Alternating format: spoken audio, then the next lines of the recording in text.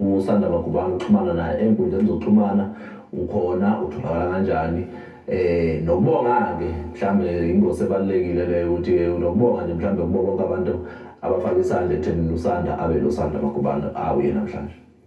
Ngiqalelana nje mntaka baba ekubongeni.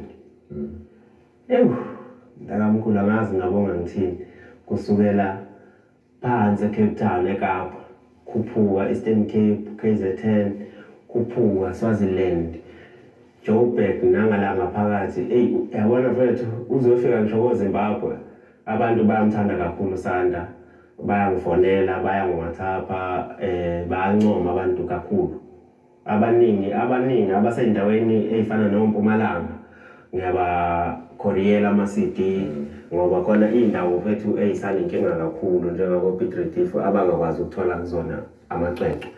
So okwamanje ngiyane ngisebenze kanjalo ebese kuba ukuthi ke abanye bayadownloada kakhulu music. Omunye uqhamuka engawazi ngisho uMaskandi ngenhlanhla yokuthandwa abantu mina ngisho ngawuthanda uMaskandi. Ngimconvert ngenxa yani yocula ingoma enomyalezo.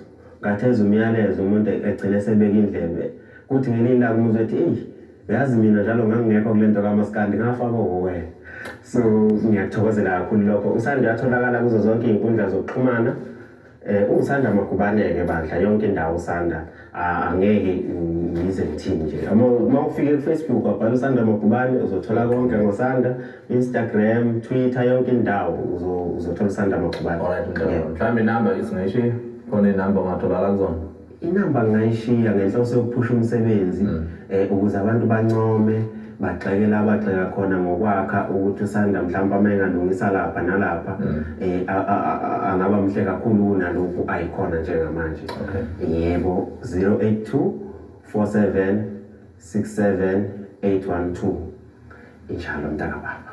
Kulungile ndabona ke sibonga kakhulu la ke insizwa uSanda umfoko Magubane faka izandla ke bakwethu ngokuthi ke nixhase amaciko akithi onke nje ke nikeni wabone sinawo la uSanda ke umfoko Magubane ke nikwazi ukuthi nimlandele nasey'nkundleni zokuxhumana nje badeshe thulu uSanda Magubane. Siyahamba ke manje ngizokushiya naye la enza imikhuba yakhe ngoba kunemikhuba yenza nesiginci asiphinde ke mina nawe ke sibonane ngokuzayo.